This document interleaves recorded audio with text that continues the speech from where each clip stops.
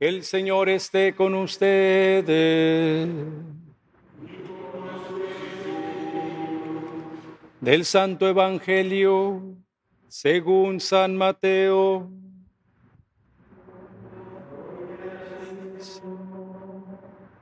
En aquel tiempo, cuando llegó Jesús a la región de Cesarea de Filipo, hizo esta pregunta a sus discípulos: ¿quién dice la gente que es el Hijo del Hombre?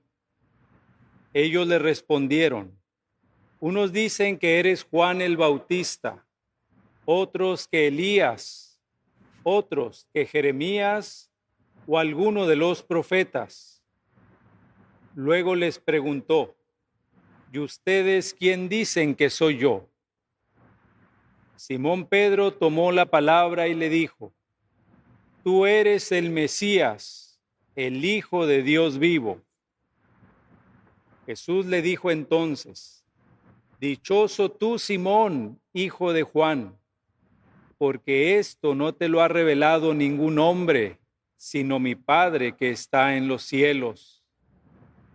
Y yo te digo a ti que tú eres Pedro, y sobre esta piedra edificaré mi iglesia. Los poderes del infierno no prevalecerán sobre ella. Yo te daré las llaves del reino de los cielos. Todo lo que ates en la tierra quedará atado en el cielo, y todo lo que desates en la tierra quedará desatado en el cielo. Palabra del Señor.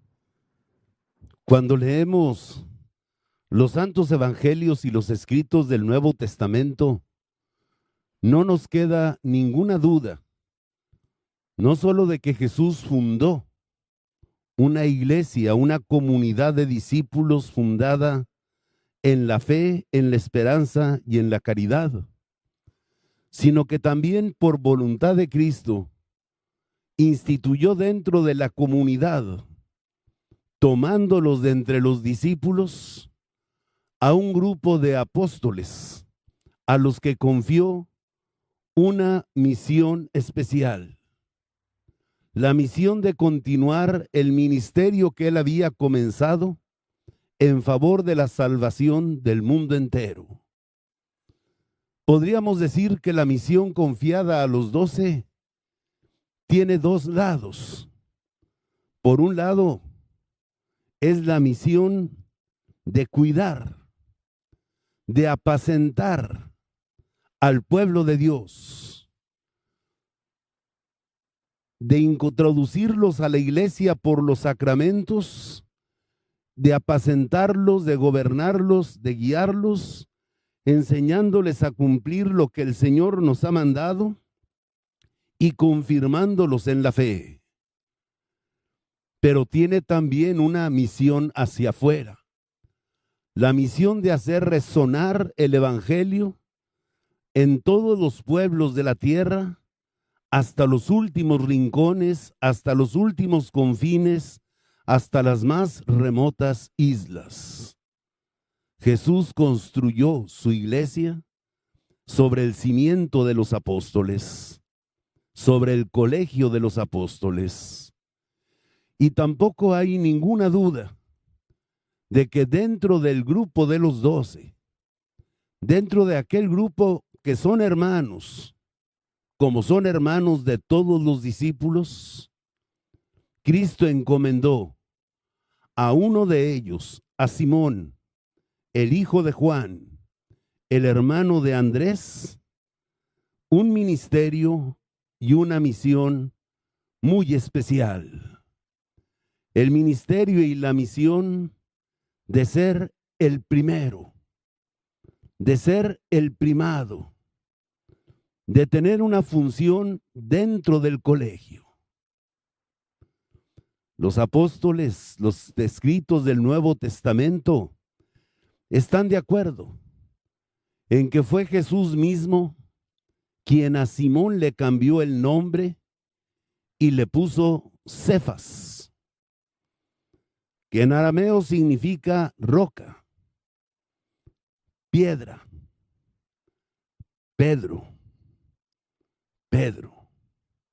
No hay ninguna duda. Saulo, al descubrirse derribado de su soberbia farisaica que lo hacía sentirse superiores a los demás, cambió su propio nombre. Pero Simón no cambió su propio nombre. Su nombre le fue puesto por Cristo. Tú eres Pedro. Tú eres Pedro. Tú eres la roca.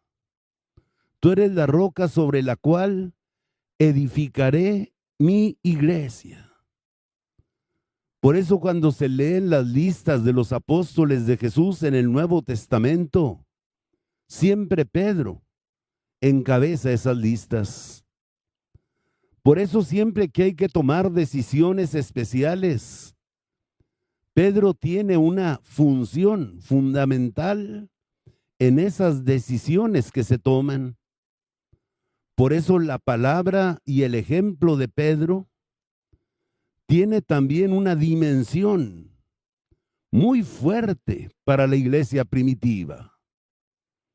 Si Pedro traicionó a Jesús, si lo negó, no es como si lo hubiera negado cualquiera de los 12. Si Simón, al visitar a la comunidad de Antioquía, convivió con los paganos convertidos al cristianismo, comiendo lo que ellos comen, y al llegar unos fariseos, judaizantes, cristianos, pero judaizantes, se reapartó de los venidos del paganismo para seguir las normas secundarias de la ley de Moisés, Pablo le llama la atención. Le dice: hay que ser coherente. Tu ejemplo, tu manera de actuar influye en los demás creyentes. Pedro es llamado a confirmar en la fe, en la esperanza y en la caridad al resto de los apóstoles y a la comunidad entera de los cristianos. En la última cena, Jesús le dice a Pedro: Simón, Simón, Satanás ha pedido permiso para zarandearte, pero yo rezaré por ti.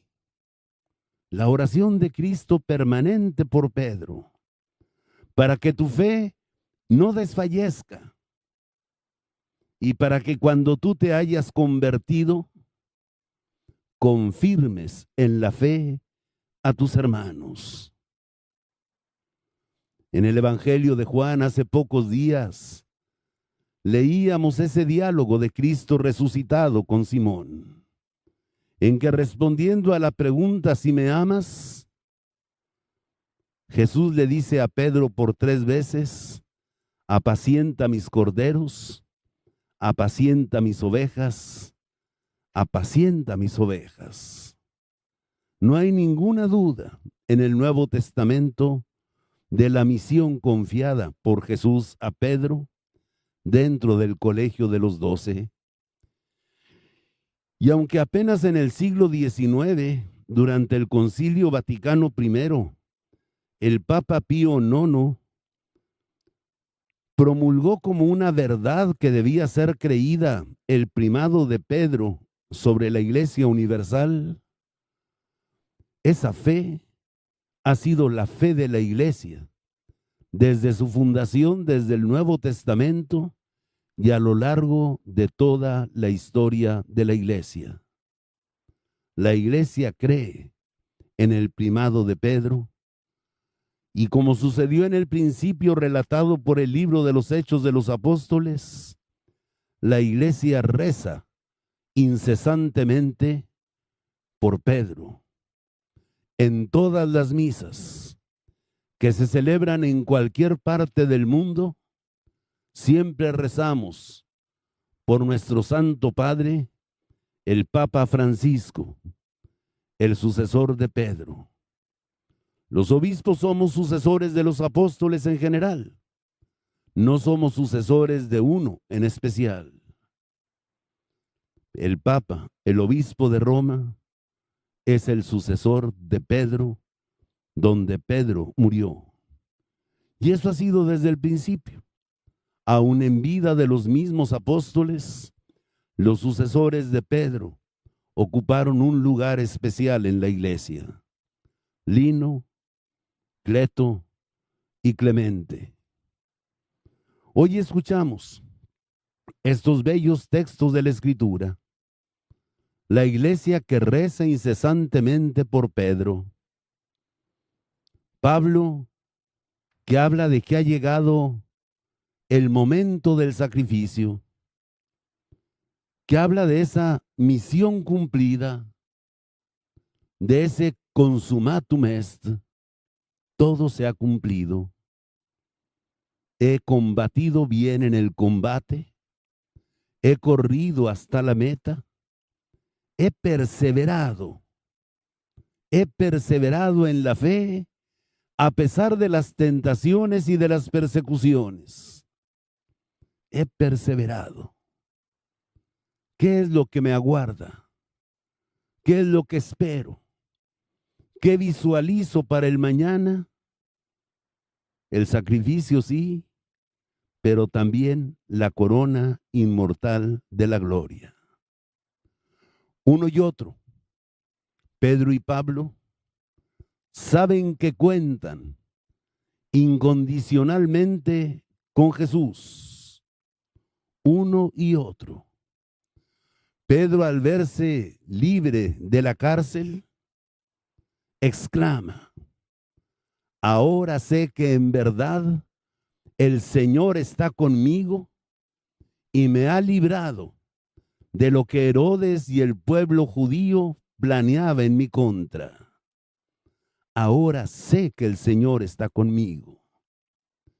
Y Pablo, por su parte, también afirma que cuando fue llevado a juicio, todos lo abandonaron, pero el Señor estuvo con él y le dio fuerza para que por su medio, aun en el tribunal romano, su palabra fuera escuchada, el evangelio llegara a los oídos y al corazón del emperador y de los jueces, senadores y nobles de Roma.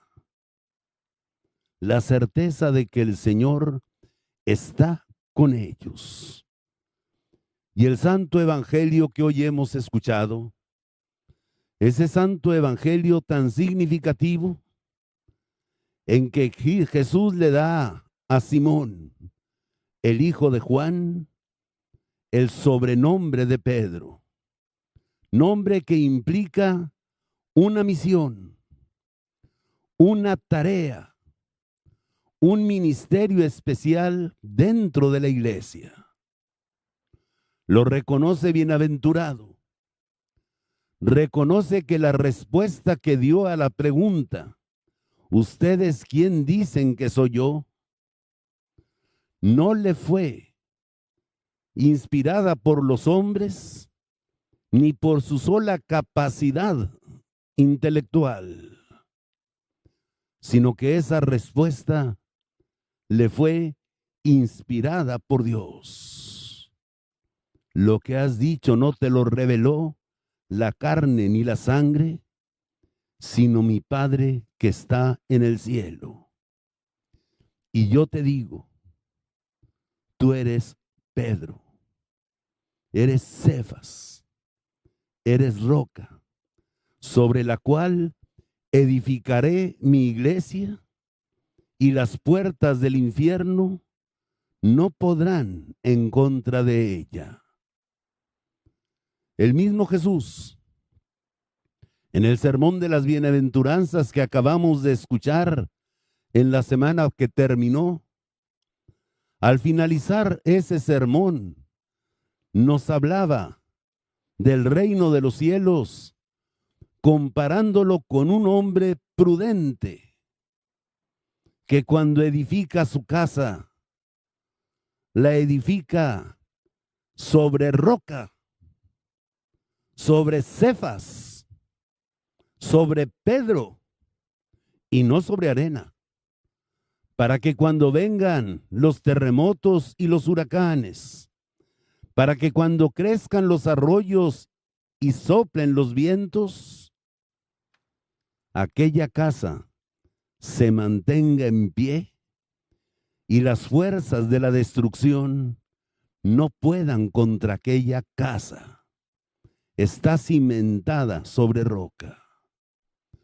Y Jesús, Dios y hombre verdadero, hombre prudente, cuando edificó a su iglesia, quiso edificarla sobre roca. Roca que no es fuerte por sí misma. Roca que por sí misma es barro. Un hombre que titubea. Un hombre que se arriesga a caminar sobre las aguas y luego pierde la fe y se hunde. Un hombre que se arriesga a seguir a Jesús en el juicio y cuando es cuestionado lo niega.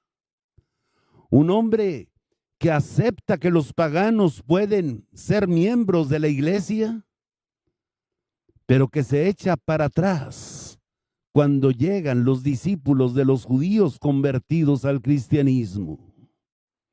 Pedro, un hombre débil por sí mismo, fortalecido por Dios, porque la fuerza de Pedro y de los apóstoles no viene de nuestra misma naturaleza, no viene de nuestra carne o de nuestra sangre, sino viene de Dios, de que el Señor está siempre con nosotros. Tú eres la piedra, sobre ti edificaré mi iglesia. Para nosotros esa es una señal. ¿Cuál es la verdadera iglesia? Aquella que está cimentada sobre Pedro. Las iglesias que no tienen a Pedro por cimiento son seguidores de Jesús, pero no son la iglesia tal y como Jesús la diseñó, tal y como Jesús la quiso. Las iglesias que rechazan el ministerio apostólico son discípulos de Jesús, son iglesia, pero no son la iglesia conforme al proyecto de Jesús y a la voluntad de Jesús.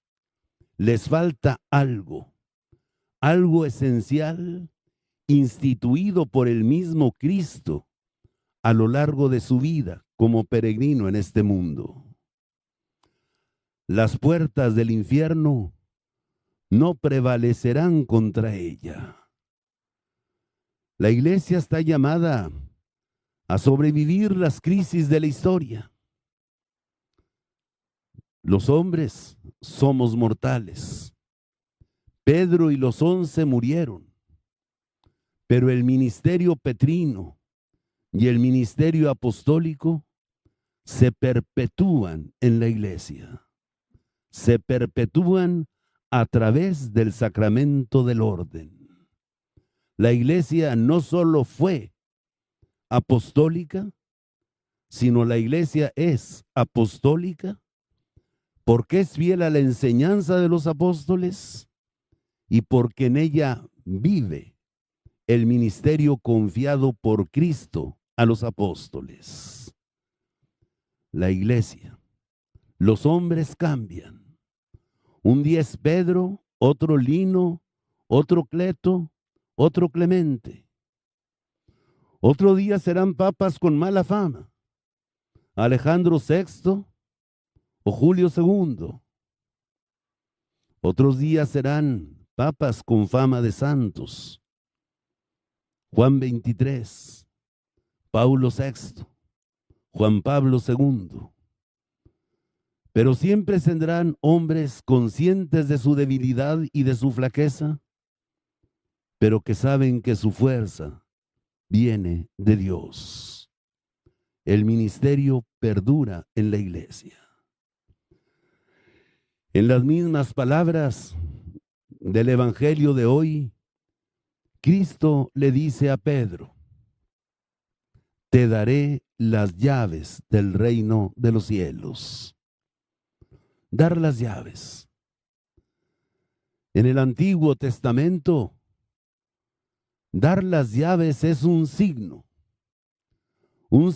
que un dueño de una casa, de una finca, de una hacienda, da a uno de sus servidores para ponerlo al frente de los demás servidores suyos, que son sus consiervos, no sus criados de él, que juntos sirven a un mismo Señor, al único dueño, a Cristo Jesús.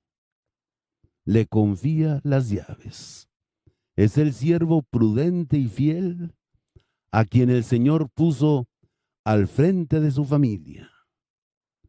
La iglesia reza por Pedro porque saben que le han dado una misión más grande que sus fuerzas, porque sabe que al que a muchos se le ha dado, mucho se le exigirá, y que al que mucho se le ha confiado, se le exigirá mucho más. Por eso la iglesia reza por Pedro, por eso la iglesia reza por el obispo. La misión, la confianza que se le ha dado, exigen una respuesta que solo puede ser sostenida por la oración de los fieles. A ti te daré las llaves. Lo que ates quedará atado, lo que desates quedará desatado. Llama la atención la singularidad con que le habla Pedro. No habla a los 12, habla a Pedro en concreto. La iglesia desde el principio reconoce el papel fundamental de Pedro y sus sucesores en la vida de la iglesia. ¿Qué significó eso para el mismo Pedro? Indudablemente que significó mucho. Pedro era consciente de que era discípulo con los discípulos y apóstol con los apóstoles. Pedro era consciente de que él no era el dueño del rebaño, sino el servidor del dueño. Es bella la carta que Pedro escribe, porque Pedro, cuando habla de la palabra piedra, no la refiere a sí mismo, sino a Cristo. Cristo es la verdadera roca, la roca despreciada por los arquitectos, convertida en piedra angular. Él es vicario de la piedra, pero la verdadera piedra sobre la que se edifica la iglesia es Cristo Jesús. Y Pedro continúa y dice que no solo él es piedra, sino que todo cristiano está llamado a ser piedra.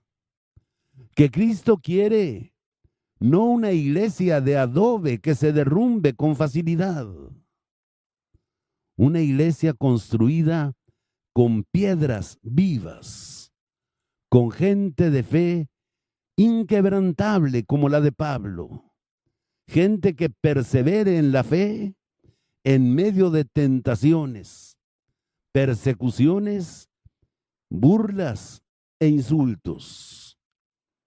Gente fuerte como la roca. Y cuando habla de su ministerio, también lo atribuye a Cristo. Él es el pastor y el obispo de nuestras almas. Él es el pastor y el obispo de nuestras almas. Pedro es consciente de ser vicario, de que su función es vicaria, de que el único esposo, el único pastor, el único obispo de la iglesia es Cristo Jesús. Hoy con cariño rezamos por el Papa Francisco, que le ha tocado ejercer el ministerio en tiempos difíciles. Y no hablo solo de la pandemia, sino hablo de toda la situación que vive la iglesia y que vive el mundo en la actualidad. El Papa necesita de nuestra oración. El Papa Benedicto, con mucha humildad, supo reconocer que con su edad y con su fortaleza o debilidad, ya no podía con la carga de la iglesia y supo renunciar. Y el peso de su ministerio cayó sobre ese hombre al que hoy llamamos Francisco. Que la iglesia rece incesantemente por él y rece incesantemente por los pastores de la iglesia.